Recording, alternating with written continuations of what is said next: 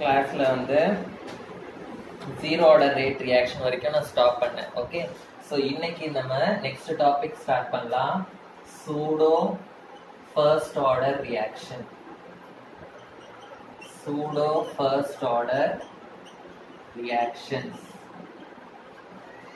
So first நான் ஒரு example எடுத்துக்கிறேன். அந்த எக்ஸாம்பிள் வச்சு நான் எக்ஸ்பிளைன் பண்றேன். ஸோ நான் எடுத்துக்கிற எக்ஸாம்பிள் வந்து ester hydrolysis. Ester hydrolysis. Ester hydrolysis அப்படின்னா எஸ்டரையும் வாட்டரையும் நான் வந்து ரியாக்ட் பண்ண போறேன். ஓகே, ஸோ நான் எடுத்துக்கிற எஸ்டர் வந்து CH3 COO CH3. COOன்னு இருந்ததுன்னா அது வந்து எஸ்டர் குரூப் அப்படின்னு உங்களுக்கு தெரியும். ஓகே, பிளஸ் ஹைட்ராலிசிஸ்னா I am going to add water H2O. So water வந்து உங்களுக்கு எப்படி பிரியும்னு தெரியும். வாட்டர் வந்து ஹெச்னு பிரியும், OH அப்படின்னு பிரியும். ஓகே, அண்ட் எஸ்டர் வந்து இந்த இடத்துல வந்து பிரேக் ஆகும். ஓகே, ஸோ இந்த H வந்து இந்த ஃபர்ஸ்ட் பார்ட் கூட ஜாயின் ஆகும், இந்த OH வந்து இந்த செகண்ட் பார்ட் கூட ஜாயின் ஆகும். ஸோ H வந்து இந்த ஃபர்ஸ்ட் பார்ட் கூட ஜாயின் ஆச்சுன்னா எனக்கு என்ன கிடைக்கும்? CH3 COOH அப்படின்னு கிடைக்கும். பிளஸ் OH வந்து இந்த செகண்ட் பார்ட் கூட ஜாயின் ஆச்சுன்னா எனக்கு CH3OH அப்படின்னு கிடைக்கும். ஓகே, ஸோ இது வந்து என்னோட எஸ்டர் ஹைட்ராலிசிஸ். இப்போ நம்மளோட டாபிக் வந்து pseudo first order reaction. Pseudo அப்படின்னா என்ன அப்படின்னா ஃபால்ஸ் அப்படின்னு அர்த்தம். சூடோட வேர்டோட மீனிங் வந்து ஃபால்ஸ் அப்படின்னு அர்த்தம். So pseudo first order reaction அப்படின்னா அது வந்து ஃபால்ஸ் ஃபர்ஸ்ட் ஆர்டர் ரியாக்ஷன் அப்படின்னு அர்த்தம். ஓகே, ஸோ இப்போ இதுக்கு ரேட் ஆஃப் த ரியாக்ஷன் நீங்க எப்படி எழுதுவீங்க? Rate is equal to K into concentration of the reactants. கரெக்டா? ரியாக்டன்ஸ் எதெல்லாம்? CH3 COO CH3 to the power coefficient வந்து 1, அதனால to the power 1 into H2O to the power 1 அப்படின்னு இருக்கும். ஸோ ஆர்டர் எப்படி கால்குலேட் பண்ணுவீங்க? Order is equal to 1 plus 1 is equal to 2. Okay, இந்த reaction வந்து ஆக்சுவலா எந்த ஆர்டர் ரியாக்ஷன்? இது வந்து செகண்ட் ஆர்டர் ரியாக்ஷன். ஓகே, இது வந்து செகண்ட் ஆர்டர் ரியாக்ஷன். ஆக்சுவலா நம்ம பார்க்கும்போது இது வந்து செகண்ட் ஆர்டர் ரியாக்ஷன். இப்போ நான் என்ன பண்ண போறேன் அப்படின்னா இந்த செகண்ட் ஆர்டர் ரியாக்ஷனை வந்து நான் வந்து ஃபர்ஸ்ட் ஆர்டர் ரியாக்ஷனா நான் வந்து மாத்த போறேன். எப்படி நான் மாத்த போறேன் அப்படின்னா இந்த ரியாக்டன்ஸ் ரெண்டு இருக்குல்ல, இதுல ஏதாவது ஒரு ரியாக்டன்டோட அமௌண்ட்டை வந்து நான் அதிகமா எடுத்துக்க போறேன்.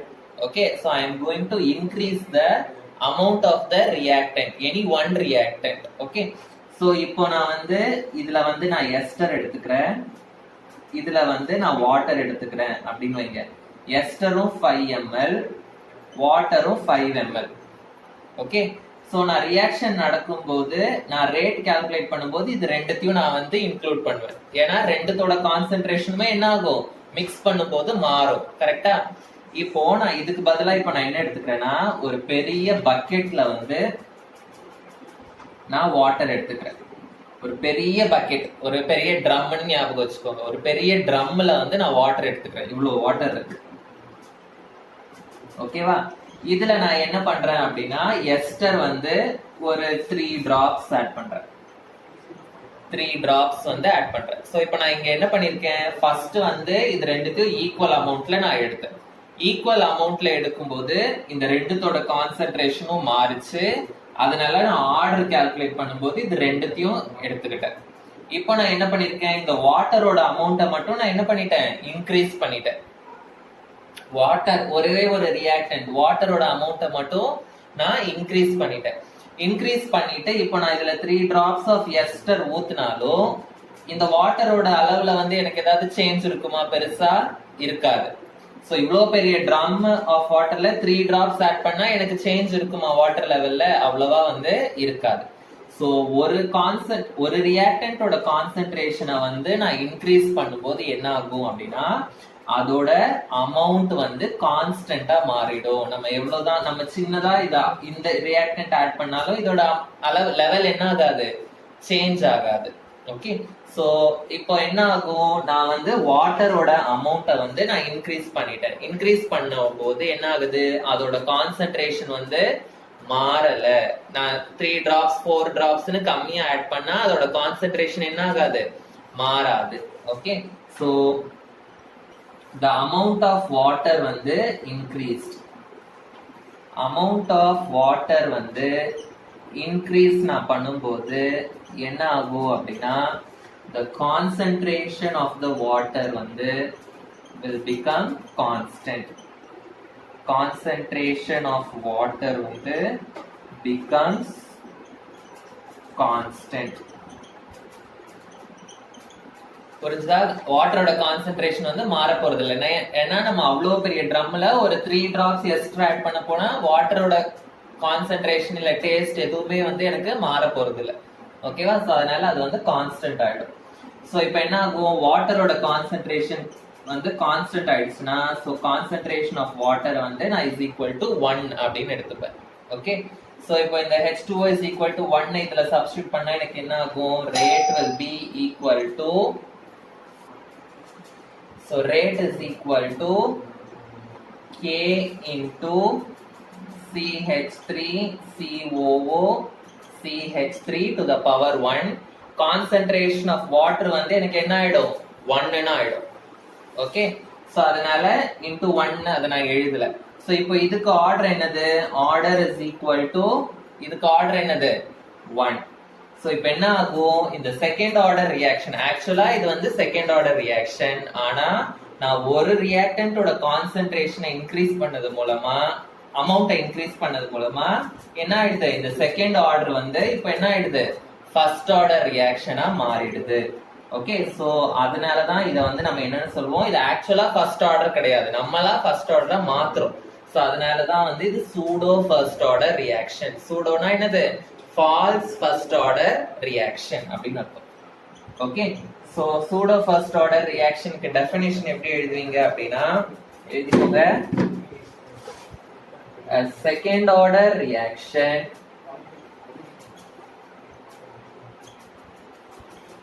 a second order reaction can be altered not changed to first order reaction, can be changed to first order reaction by taking one of the reactants in excess, by taking one of the reactants in excess. ஓகேவா? So அதனால தான் வந்து it will become first order. Okay. புரிஞ்சுதா pseudo first order ரியாக்ஷன்னா என்னன்னு சொல்லிட்டு? So next நம்ம வந்து half life period of a reaction அப்படின்னா என்னன்னு பார்க்கலாம். half life period of a reaction.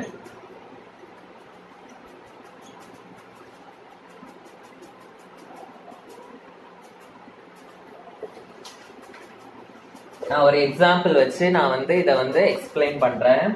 இப்போ சப்போஸ் ஏ அப்படின்ற ஒரு ரியாக்டன்ட் வந்து ப்ராடக்ட் கொடுக்குது எனக்கு. ஓகே. ஏன்ற ரியாக்டன்ட் வந்து என்ன கொடுக்குது, எனக்கு ப்ராடக்ட் கொடுக்குது. இப்போ நான் இந்த ஏ வந்து 10 ml எடுத்துக்கிறேன். ஃபார் எக்ஸாம்பிள் நான் சொல்றேன், இப்போ இந்த ஏ வந்து 10 ml நான் எடுத்திருக்கேன். ஓகே. சோ ரியாக்ஷன் நடக்கும்போது என்ன ஆகும், இந்த ப்ராடக்டோட அமௌண்ட் வந்து எனக்கு இன்க்ரீஸ் ஆகிட்டே போகும், ரியாக்டன்ட்டோட அமௌண்ட் வந்து எனக்கு என்ன ஆகும், டிக்ரீஸ் ஆகிட்டே போகும். கரெக்டா? சோ இந்த 10 ml ஓட ஹாஃப் எவ்வளோ, 10 ml ஓட ஹாஃப் வந்து 5 ml. கரெக்டா?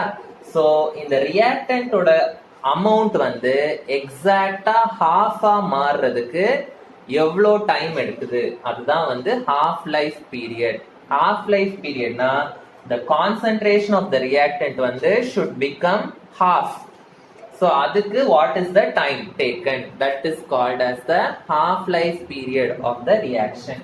So definition எழுதிக்கோங்க. It is defined as the time required for the reactant concentration, time required for the reactant concentration to become half of its initial value, half of its initial value.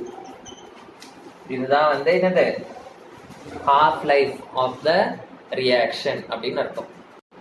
half life for first order reaction.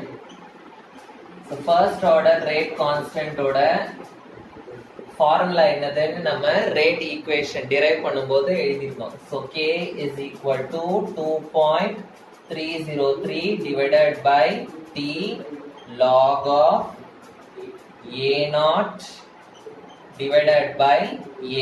இது வந்து first order ரியாக்ஷனோட rate constant. கரெக்டா? இப்போ நம்ம வந்து half life கண்டுபிடிக்க போறோம். half lifeனா என்னது? இந்த ரியாக்டன்ட்டோட கான்சென்ட்ரேஷன் வந்து எக்ஸாக்ட்டா ஹாஃபா மாற போகுது. ஓகே, ஹாஃபா மாறுறதுக்கு டைம் என்னன்னு கால்குலேட் பண்ண போறோம். சோ டைம்ன்றத வந்து நான் என்னன்னு எழுதிக்கிறேன்னா t half அப்படின்னு எழுதிக்கிறேன். t half தான் எனக்கு half life period. So t halfனா என்னது? half life period. Okay, so t half தான் நான் கால்குலேட் பண்ண போறேன் for the first order reaction. Okay, so concentration of the reactant A அப்படின்றது வந்து என்னவா மாறணும்? இனிஷியல் கான்சென்ட்ரேஷனோட ஹாஃபா மாறணும். எனக்கு இனிஷியல் கான்சென்ட்ரேஷன் என்னது? A0. சோ ஏன்றது வந்து A0 ஓட ஹாஃபா மாறணும். சோ ஏன்றத வந்து நான் எப்படி எழுதுவேன்? A0 divided by 2 அப்படின்னு எழுதுவேன். கரெக்டா? சோ இப்போ இதையும் நான் இந்த ஈக்குவேஷன்ல சப்ஸ்டிட்யூட் பண்ண போறேன். சோ சப்ஸ்டிட்யூட் பண்ணா எனக்கு என்ன ஆகும்? k is equal to 2.303 divided by t half log of a0 divided by a க்கு பதிலா a0 divided by 2 அப்படின்னு ஆகும். ஓகே, சோ இந்த 2 வந்து என்ன ஆயிடும்? நியூமரேட்டருக்கு வந்துரும். a0 வந்து எனக்கு கேன்சல் ஆயிடும். சோ எனக்கு என்ன ஆகும்? எனக்கு t half தான் வேணும். சோ t half நான் இந்த சைடு எடுத்துட்டு போறேன்.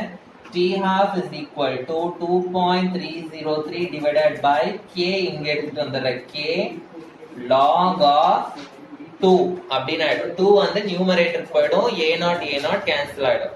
log 2 ஓட வேல்யூ வந்து log புக்ல பார்க்கணும். 2.303 divided by k. log 2 ஓட வேல்யூ வந்து 0.3010. சோ இந்த டெரிவேஷன்ல இது மட்டும் தான் log வேல்யூன்றதுனால நீங்க இத பை ஹார்ட் பண்ணிக்கலாம். ஓகே, சோ log 2 வந்து 0.3010. சோ நான் இத மல்டிப்ளை பண்ணேனா எனக்கு 0.6932 divided by k அப்படின்னு வரும். சோ இதுதான் வந்து என்னோட half life for the first order reaction. 3 mark क्वेश्चनல கேட்பாங்க. ஓகே, நெக்ஸ்ட் எழுதிக்கோங்க. half life for zero order reaction. For a zero order reaction. So zero order reaction ஓட rate constant என்ன கிடைச்சது நமக்கு அப்படின்றத பார்க்கணும்.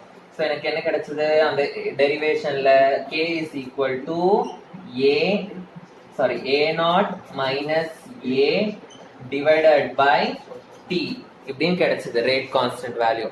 நான் இப்போ t க்கு பதிலா என்ன சப்ஸ்டிட்யூட் பண்ணோம்? t is equal to t half அப்படின்னு சப்ஸ்டிட்யூட் பண்ணோம். கான்சென்ட்ரேஷன் ஆஃப் A வந்து half lifeன்றதுனால இனிஷியல் கான்சென்ட்ரேஷனோட half, அதாவது a0 by 2 அப்படின்னு சப்ஸ்டிட்யூட் பண்ணோம்.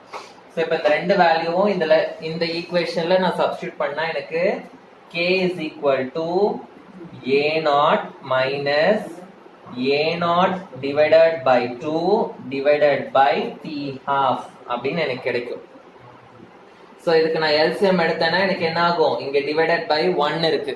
கரெக்ட்டா? சோ நான் LCM எடுத்தேனா k is equal to 2 a0 minus a0 divided by 2 ன்னு வரும். இந்த t half நான் இந்த சைடு எடுத்துட்டு போயிட்டேனா எனக்கு into t half அப்படின்னு வந்துரும். கரெக்ட்டா? So 2 a0 minus a0 வந்து எனக்கு என்ன கிடைக்கும்? So T half is equal to 2a0 minus a0 வந்து எனக்கு வெறும் a0 ன்னு கிடைக்கும் divided by 2 இந்த k இங்க வந்துச்சுன்னா 2k அப்படின்னு ஆயிடும். இதுதான் வந்து எனக்கு half life for the zero order reaction. Next எழுதிக்கோங்க collision theory. Collision theory. Collision theory வந்து it is based on the kinetic theory of gases. It is based on the kinetic theory of gases. Kinetic theory அப்படின்னா என்னது? Gases. Gas வந்து it is made up of particles. உங்களுக்கு தெரியும் gas வந்து நம்ம எப்படி represent பண்ணுவோம்? கேஸ்ல வந்து பார்ட்டிகல்ஸ் வந்து லூஸ்லி பேக்டு, கரெக்டா? ஸோ கைனெட்டிக் தியரி அப்படின்னா கேஸ்ல இருக்கிற பார்ட்டிகல்ஸ்க்கு வந்து என்ன எனர்ஜி இருக்கும்னா கைனெட்டிக் எனர்ஜி இருக்கு அப்படின்னு அர்த்தம். கைனெட்டிக் எனர்ஜி இருக்கிறதுனால அந்த பார்ட்டிகல்ஸ் வந்து என்ன இருக்கும்? ஃபாஸ்டா மூவ் ஆயிட்டே இருக்கும். கேஸ் பார்ட்டிகல்ஸ் வந்து ஃபாஸ்டா மூவ் ஆயிட்டே இருக்கும். லூஸா பேக் ஆயிருக்கிறதுனால ஃபாஸ்டா மூவ் ஆயிட்டே இருக்கும். அதனால அதுங்களுக்கு கைனெட்டிக் எனர்ஜி அதிகம். ஓகே, சோ இதுதான் வந்து இந்த collision தியரியோட பிரின்சிபல். இந்த collision தியரி வந்து it is based on the kinetic theory of gases. So இப்போ நான் ஒரு எக்ஸாம்பிள் எடுத்துக்கிறேன். A2 plus B2 gives 2AB அப்படின்னு எழுதிக்கிறேன். A2 plus B2 gives 2AB. இங்க என்ன ஆகுது? A2 அப்படின்றது வந்து ஒரு கேஸ். ஓகே, B2 அப்படின்றது வந்து ஒரு கேஸ். ஓகே, நம்ம கேஸ் எப்பவுமே A2 B2 தான் எழுதுவேன். கேஸ் எல்லாம் எப்படி எழுதுவேன் நான்? H2 O2 N2 Cl2 இப்படிதான் எழுதுவேன் கேஸஸ் எல்லாமே. அதனாலதான் A2 B2 அப்படின்னு நான் எழுதியிருக்கேன். ஓகேவா? சோ A2ன்றது வந்து ஒரு கேஸ், B2ன்றது வந்து ஒரு கேஸ். இந்த கேஸ் வந்து ஃபாஸ்டா மூவ் ஆயிட்டு இருக்கும். ஏன்னா இதுக்கு வந்து கைனெட்டிக் எனர்ஜி இருக்கு. இந்த கேஸும் எப்படி இருக்கும்? ஃபாஸ்டா மூவ் ஆயிட்டே இருக்கும். ஏன்னா இதுக்கும் என்ன இருக்கு? கைனெட்டிக் எனர்ஜி இருக்கு. சோ இது ரெண்டுமே ஃபாஸ்டா மூவ் ஆயிட்டு இருக்கும் போது என்ன ஆகும்? இந்த ஏன்ற கேஸும் இந்த பீன்ற கேஸும் என்ன ஆகும்? கொலைட் ஆகும். கொலைட் ஆகும்னா என்ன ஆகும்? இடிச்சுக்கும். அப்படி இடிக்கும் போதுதான் எனக்கு என்ன ஆகுது? எனக்கு வந்து இந்த ப்ராடக்ட் கிடைக்குது. அதுதான் வந்து கொலிஷன் தியரி. சோ ரெண்டு கேஸ் நடுவுல ரியாக்ஷன் வந்து எப்படி நடக்குது அப்படின்னா இந்த ரெண்டு கேஸ் மாலிக்யூல்ஸும் கொலைட் ஆகுறதுனாலதான் எனக்கு வந்து ரியாக்ஷன் நடக்குது. அதனாலதான் எனக்கு வந்து என்ன கிடைக்குது? ப்ராடக்ட் கிடைக்குது. அதுதான் வந்து collision theory. Okay, so collision theory எப்படி எழுதுவீங்க? சோ கெமிக்கல் ரியாக்ஷன்ஸ் வந்து occur as a result of collisions. Chemical reactions are occurring as a result of collisions. Collisions நால தான் chemical reactions நடக்குது. Okay, collisions between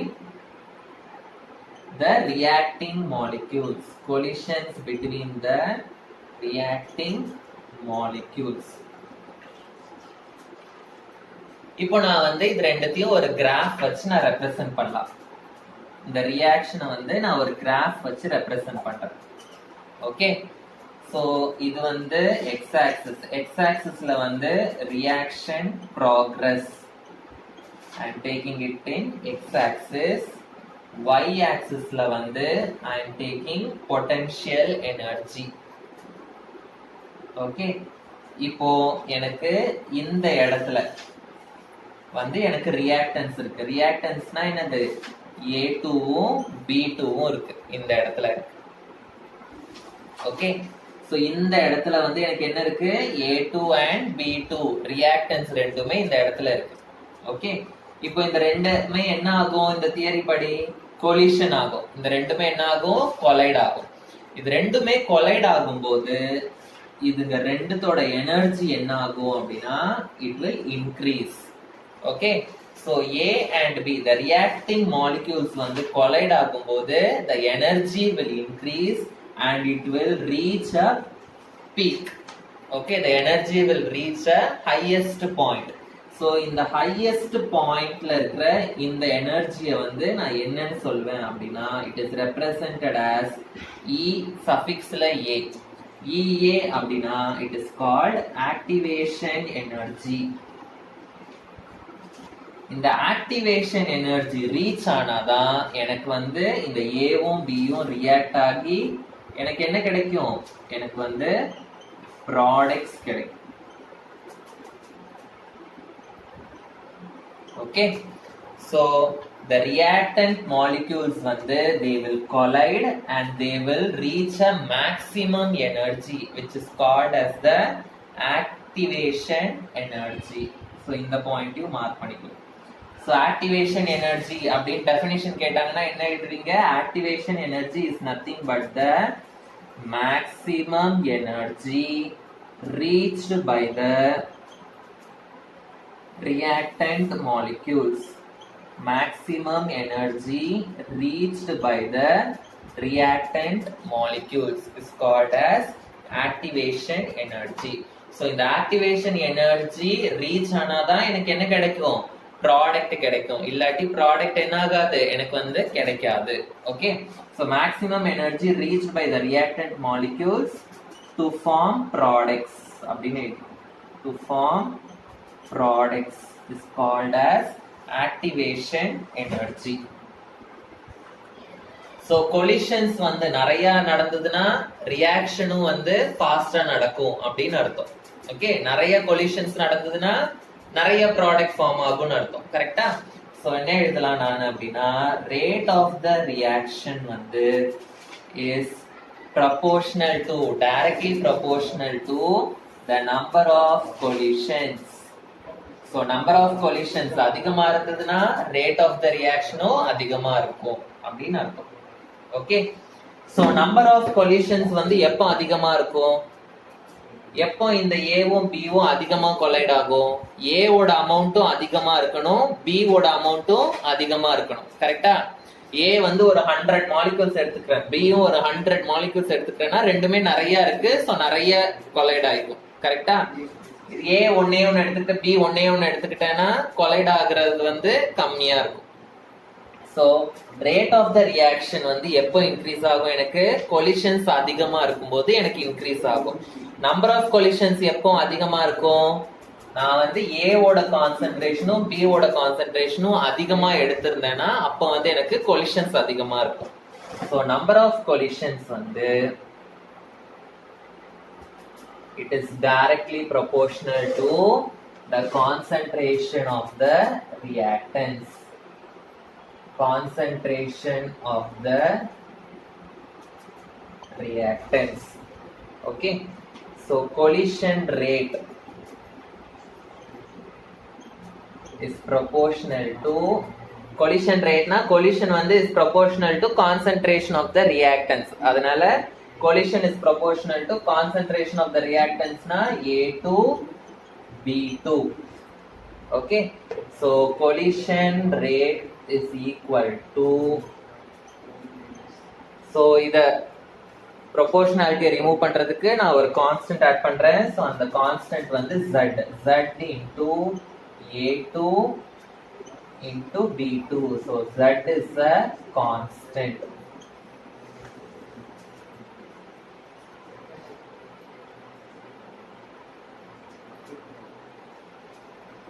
ஸோ எப்பவுமே இந்த activation energy இந்த point reach ஆனாதான் எனக்கு வந்து என்ன கிடைக்கும், ப்ராடக்ட்ஸ் கிடைக்கும். If the molecules are not reaching the activation energy I will not get the products.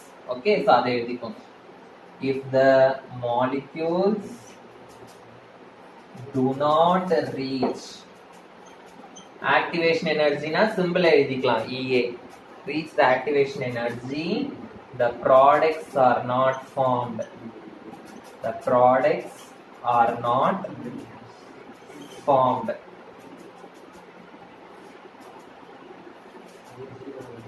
Okay, so எப்போ இந்த ஆக்டிவேஷன் எனர்ஜி ரீச் ஆகும் அப்படின்னா இந்த கொலிஷன்ஸ் வந்து ரொம்ப எஃபெக்டிவா இருக்கணும். எஃபெக்டிவ் கொலிஷன்ஸ் வந்து will help to reach the activation energy. Okay, effective collision வந்து will help to reach the activation energy and it will give the product. Okay, so புரிஞ்சுதா collision theory னா என்னன்னு? So the remaining things வந்து we will continue in the next class. Okay.